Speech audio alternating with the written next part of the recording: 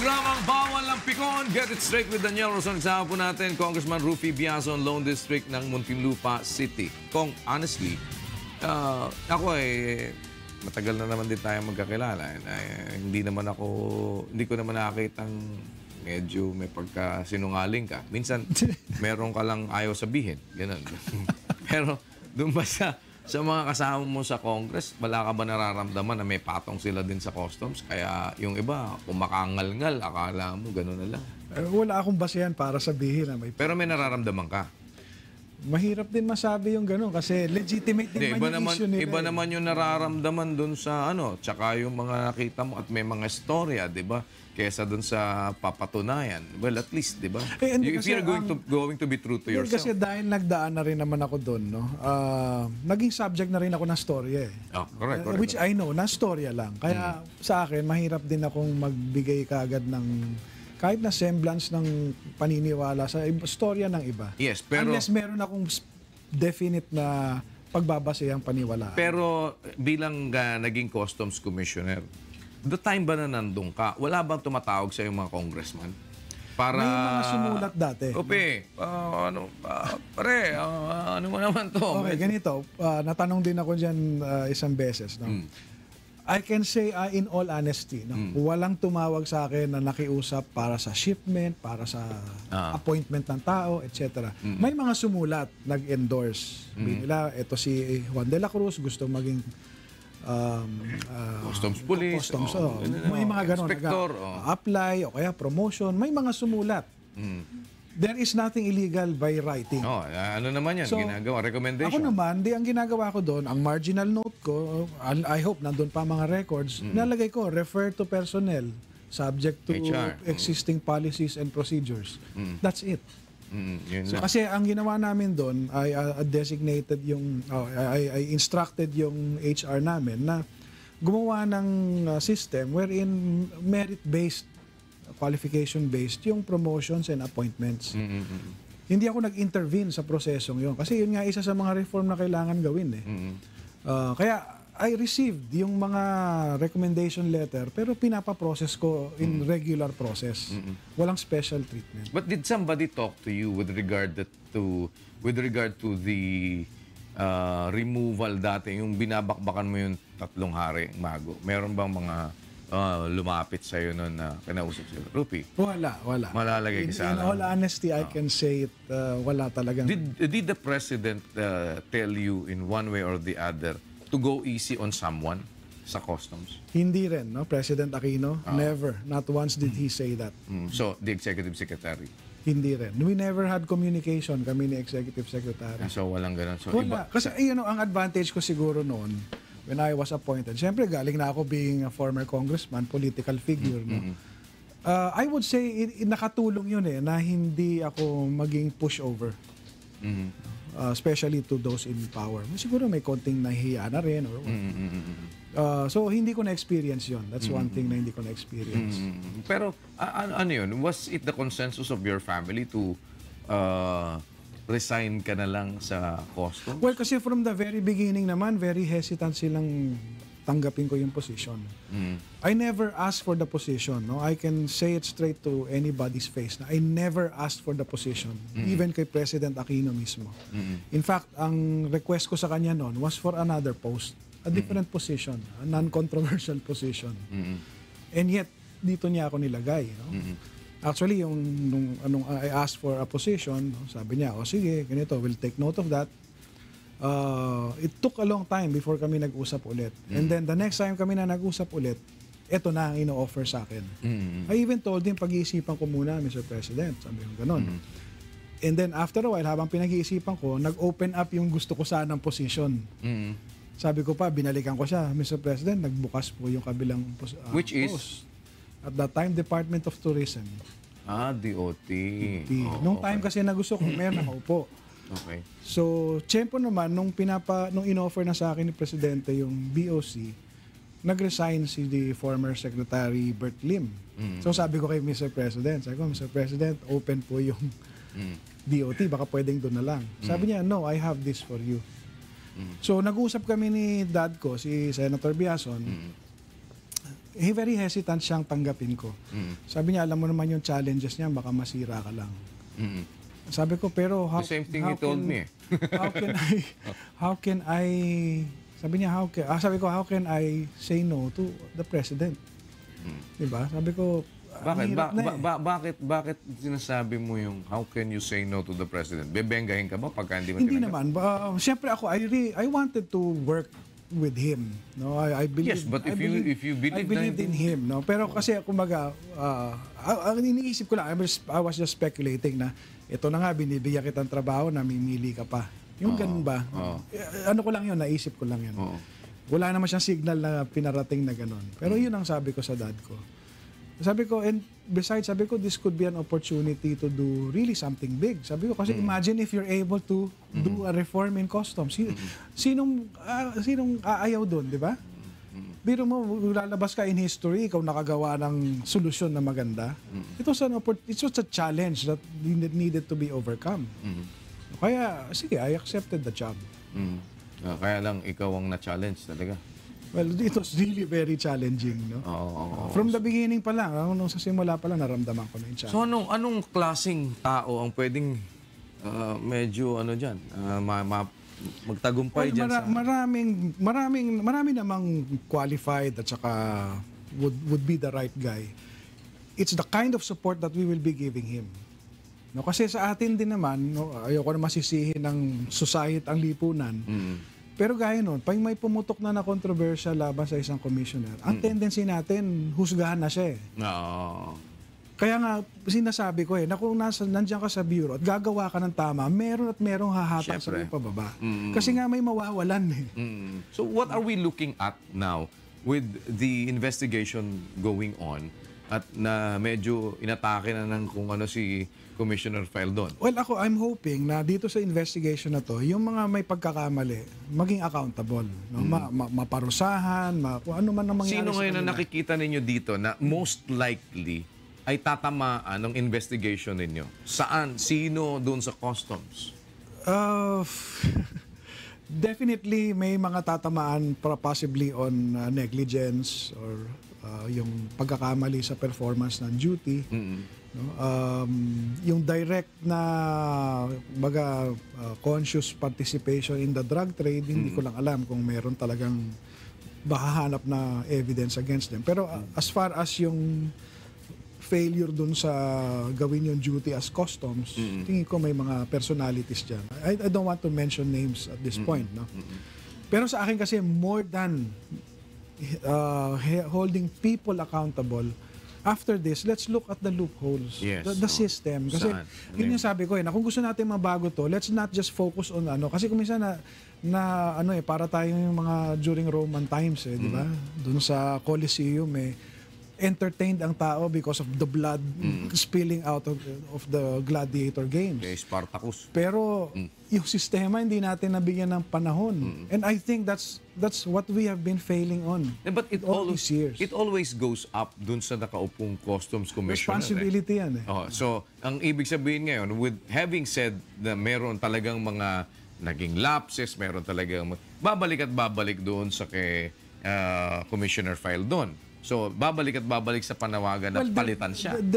And in this particular case. Yes, and magiging successful na naman ngayon yung mga tuwan-tuwa na naman sa likod. Sabi ko na sa'yo, aalis din yan yung kung tumagal nga yung kalakaran. That's why sabi ko, and the end of all of these investigations, sana matukoy natin yung dapat talagang papagtuunan ng pansin para hindi siya maulit.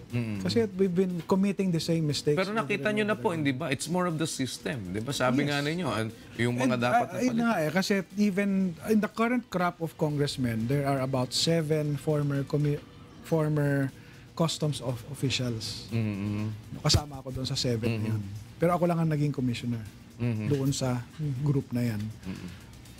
Kung magsama-sama rin kami, makatulong dito sa investigation na ito, perhaps siguro aandar naman yung reforma na doon naman nakatuon sa dapat pagtuon. So you're already thinking of a legislation po na... Yung iba kasi, some require legislation, Yung iba talagang at the level naman ng bureau. So is there any particular na panukalang Like ako, batas meron na? akong panukala ng final, no, based on sa tingin kong need.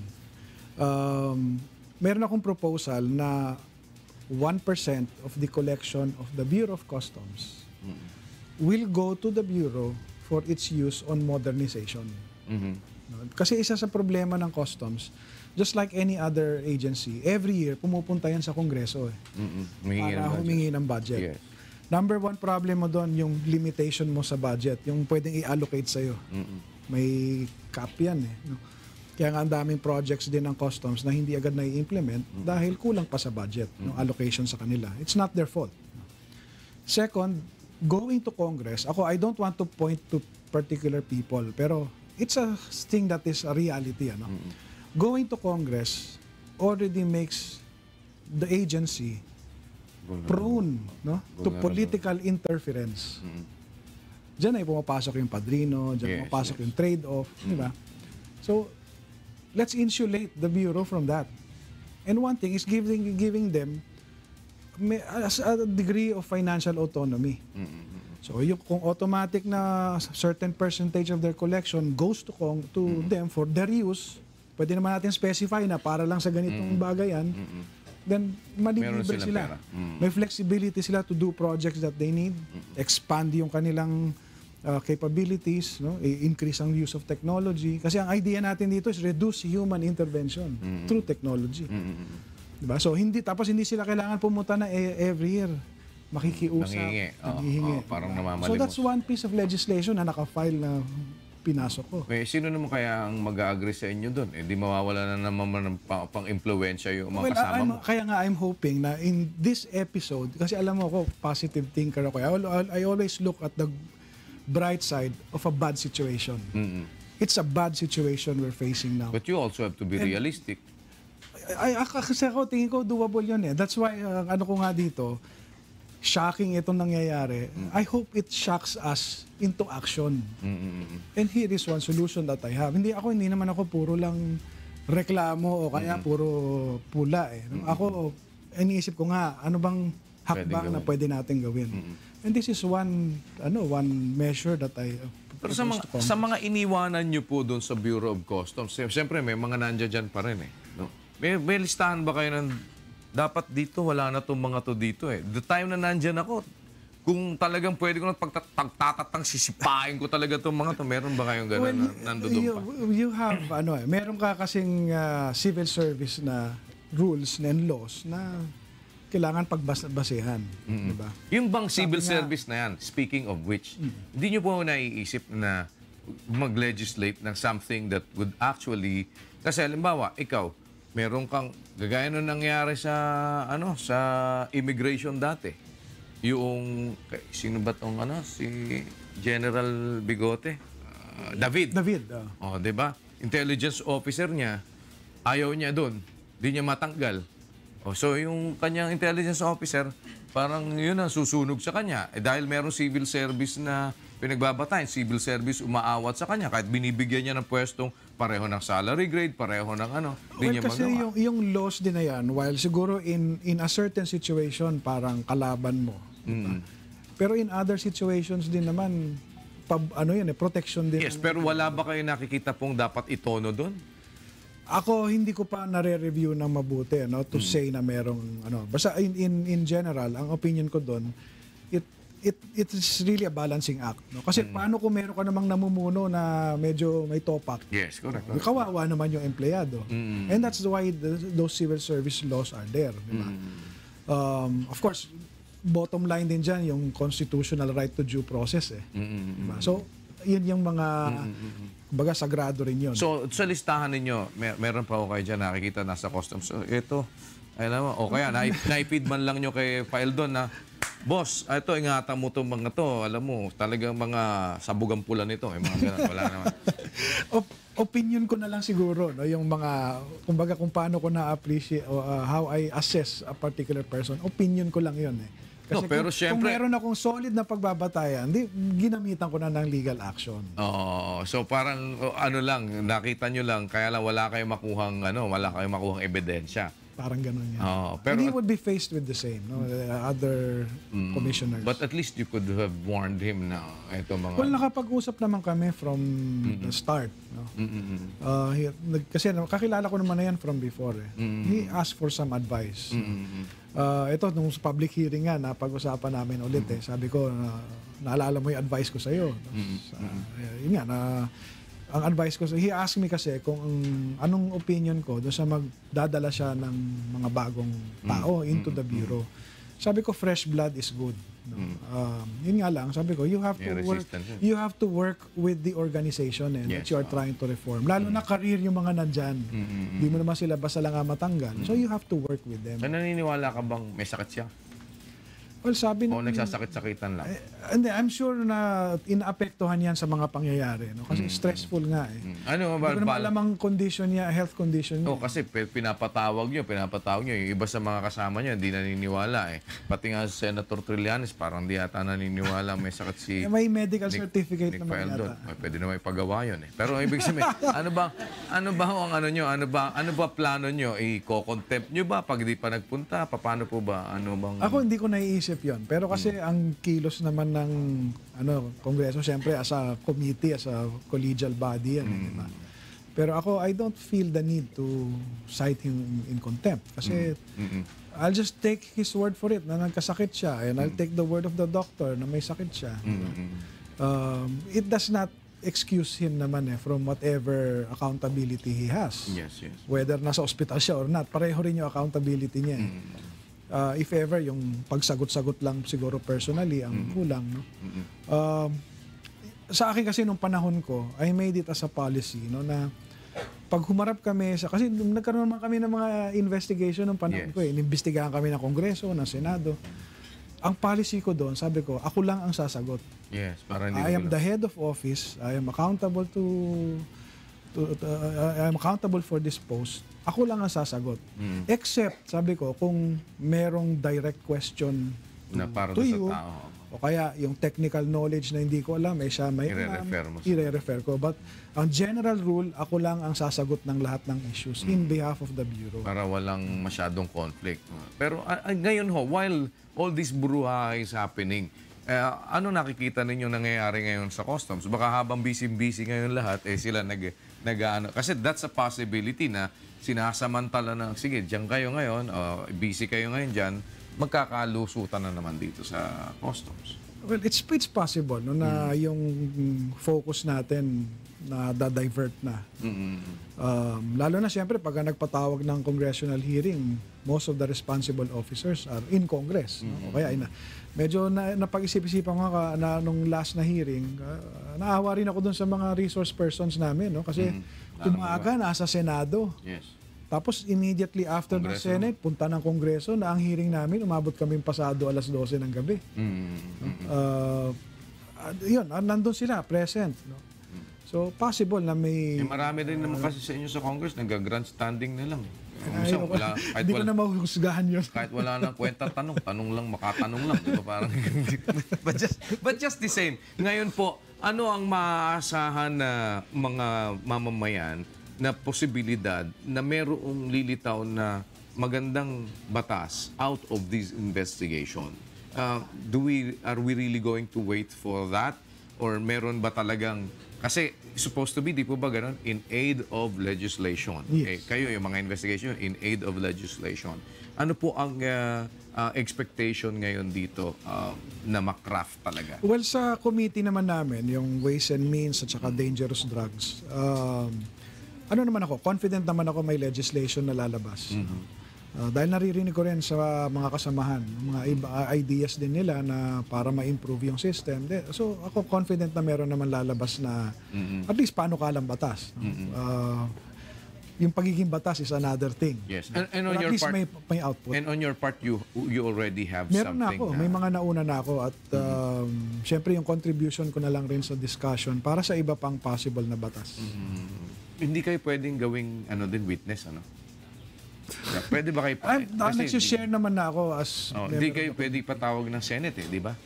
May tinatawag na parang interparliamentary courtesy. So, pero kung ipatawag ba kayo kung sakali? willing ba kayo mag-testify din? Pwede naman ako maging resource person. Resource person na sino ba talaga tumira sa'yo dyan? Sabi mga tipong gano'n, yung mga pwede. Sasabihin nyo na lang, pwede bang executive session? mga gano'n. Kwentuhan na lang tayo. Kwentuhan na lang tayo. Well, with all of these things, we are looking forward na merong magiging yun hubang pagbili ng eggs, Ray, mahal ba talaga? May kamahalan. Siyempre, million. Wala tayong pagkukunan talaga ng pondo for that. Tingin ko meron namang, pwede naman talagang paglagyan ng pondo ng gobyerno. Sabi nyo may restrictions kasi sa mga space and That's all. one, no? That's another issue there. Pero yun hubang ngayon na available na meron tayo, meron pa tayong pwedeng paglagyan? Pwede pa tayong Kasi bumili? pag pinag-usapan natin, example, yung North Harbor, MICP, yung space doon talaga limited. Unless merong technology So, wala na pwedeng idagdag? Which will make it faster. No? So kahit na maliit ang space. Walang pwede pong idagdag ngayon na mga x-rays? Nung time na nagtatry kami ng gano'n, medyo nahihirapan talaga. Magkano po ba isang x-ray machine?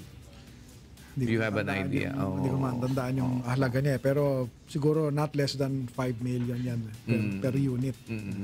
Yun yung mga iniisip ng mga kongresista kung minsan na pagka nakainita nila yung isang department, bibigyan ng pisong budget, yung mga ganun. Ano ba ang masasabi nyo doon? Well, Kasi parang sinarado mo kagaya ngayon. Halimbawa, CHR, visit ka, pisong budget mo, yung mga ganun. Ako kasi ang pananaw ko doon, ang na-penalize mo yung public na dapat pinagsisilbihan. So, nasabi niyo ba sa mga kasama niyo, kongresista, yung mga nagpapanukala ng hindi na lang ako nagko-comment pagka gano'n. Kasi it's happened many times before, di ba? Yung sinasabi na piso na lang budget mo. Pero in the end, nagkakaroon naman din ng budget. Buti yung nanalo kayong congressman. Wala bang pinagkakatiwalaan naman ako ng mga taga Muntinlupa. Mga taga Muntinlupa. Mabuti wala ako doon sa mga taga Muntinlupa ang nasa customs dati. Meron din naman. Meron din. Wala ho ba doon mga reklamo? Wala ba nanakot sa inyo na hindi ka na namin boboto? Hindi ka na namin dadalhin? Kasi wala namang ganun na threat. No? Besides, nakatatlong termino na ako. Tapos pagkatapos ko nun, yung tatay ko, 2 terms. yes. So yung public service naman namin sa Muntinlupa is enough to be basis na pagkatiwalaan. In fact, kahit na nung kampanya ko noon, panay ang bato sa akin ng mga kalaban na kung ano-anong issue, Nanalo pa rin. Overwhelmingly panalo. You believe you're already prepared for Senate? Prepared siguro sa experience. So, pwede na. Sa experience budget lang. Budget na lang. Experience lang. Maraming salamat po for the time. Salamat ulit. Former Bureau of Customs Commissioner and current representative of the Lone District of Muntinlupa City, Congressman Rufy Biazon. Dito lamang po sa programang Bawal ang Pikon, Get It Straight with Daniel Razon.